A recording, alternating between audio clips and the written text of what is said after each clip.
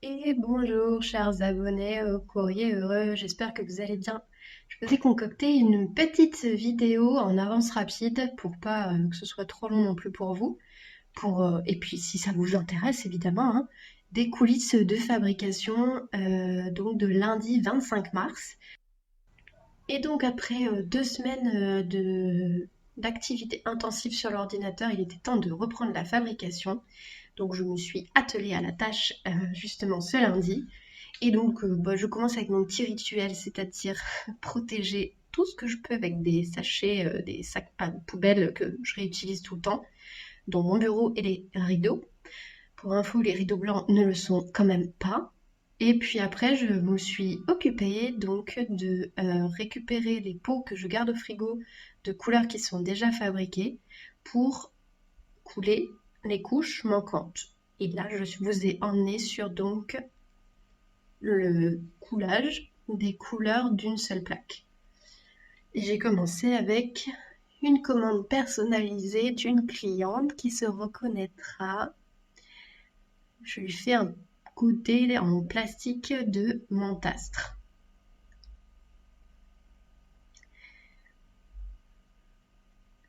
C'était assez rigolo de se filmer à faire mon activité parce que il a fallu quand même faire attention à essayer de vous montrer un peu l'activité en question, donc quand même de se filmer à peu près correctement, surtout vu qu'il n'y avait pas beaucoup de luminosité.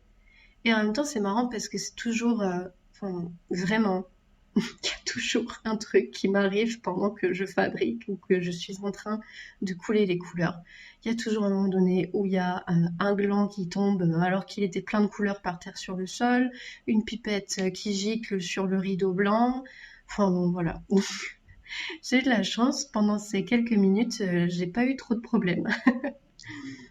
Je me suis aussi occupée exceptionnellement de récolter mes couleurs.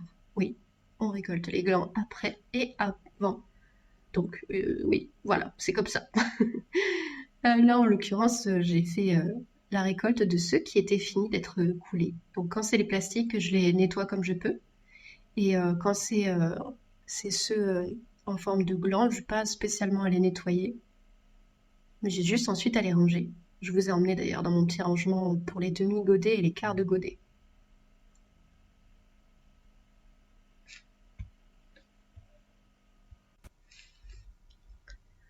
Bon, ensuite, comme vous pouvez le voir, c'est quand même assez répétitif, hein. Je m'occupe de récupérer la couleur, de la couler, de faire en sorte de bien faire attention à la quantité que je coule, de ensuite ranger la couleur, donc soit la seringue, soit le pot, mettre à tremper la seringue utilisée ou la spatule utilisée pour que la vaisselle soit plus pratique. Et d'essayer d'en mettre le moins possible partout, ce qui n'est pas évident quand on est mimi cracra, mais c'est très très important, étant donné que le but c'est de pas mettre d'une couleur dans une autre, hein. Ce qui, heureusement pour moi, ne m'est jamais arrivé. Alors vous allez peut-être vous demander si je vais vous montrer la couleur éphémère du mois. Eh bien, sachez que non, parce que je tairai jusqu'au bout la nature de cette couleur, jusqu'à ce qu'enfin elle soit prête. Donc là, ce sont que des couleurs que je fabrique habituellement en fait. Vous avez vu en tout premier Montastre, le vert turquoise. Là, c'était Somnia, le rouge. Et là, je suis en train de m'occuper du rose corée, avec une petite récolte de quarts en cupule de gland.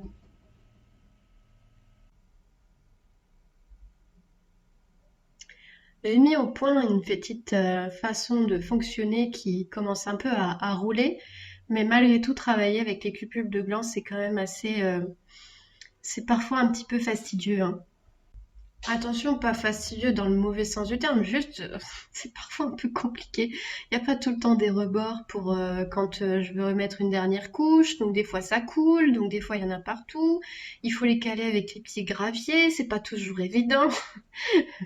Des fois je fabrique pas la bonne quantité parce que finalement j'avais pas les glands à la bonne taille que je voulais ce jour-là. Enfin bon bref, il m'arrive toujours une aventure.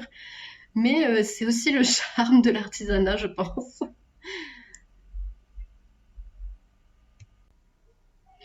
On a toujours l'impression quand on regarde les comptes Instagram, les vidéos, que ce soit des artisans du même acabit que moi, hein, ou juste d'autres artisans, que tout semble parfait, mais non, loin de là, on a tous des couacs.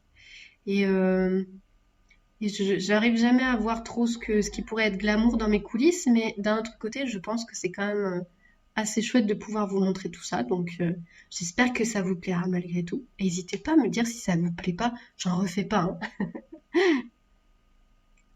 Après, qu'est-ce que je peux vous raconter? Bah, que je fonctionne du coup beaucoup avec, s'il y a du jetable, je réutilise un maximum. La plupart de mes pots, c'est des pots récup. J'essaye de fonctionner avec des petites chutes de papier plutôt que de prendre des papiers exprès pour prendre mes notes.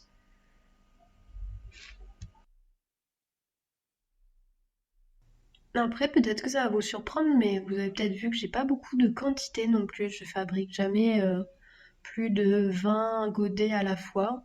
C'est pas trop mon but de faire du stockage inutile, mais c'est vrai que ça m'est déjà arrivé. Là, pour la couleur éphémère, par exemple, j'ai fait un petit effort et j'en ai fabriqué un peu plus que d'habitude.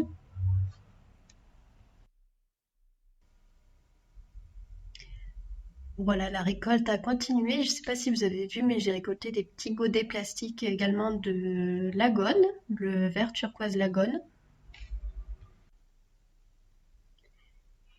Bon, et puis après, évidemment, si vous avez des questions, n'hésitez pas, hein, parce que moi, je suis là, je suis en train de faire ma popote et puis je vous raconte ma petite vie de fabricante. Je ne sais pas trop quoi raconter, à vrai dire, mais je me dis, bon, peut-être qu'il y a des choses, vous avez des questions, n'hésitez pas.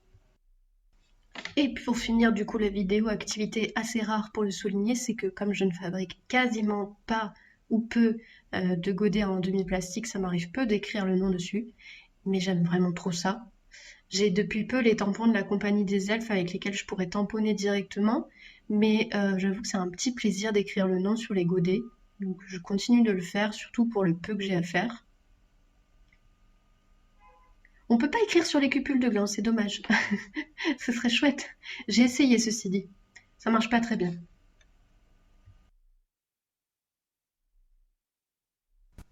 Bon, et on arrive à la fin de ce mini-vlog fabrication artisanat. Je vais m'apprêter à ranger tout mon petit fatras. Et ben, j'espère que ça vous aura plu. N'hésitez pas à me dire ce que vous en avez pensé parce que ça me permettrait de me demander si je recommence ou pas, si je vous en refais des vlogs. J'hésite même à en faire pour la chaîne des mini-vlogs, mais bon, sans montrer ma tête parce que j'aime pas ça, mais des petits mini-vlogs comme ça ouais, pour la chaîne YouTube parce que je me suis beaucoup occupée de ma chaîne YouTube ces dernières semaines. Et j'envisageais ouais, de faire des espèces de mini-vlogs, mais j'hésite un petit peu. Est-ce que vous avez un avis sur la question ou pas? N'hésitez pas à me dire. Et puis ben, sinon, bonne journée et puis à bientôt.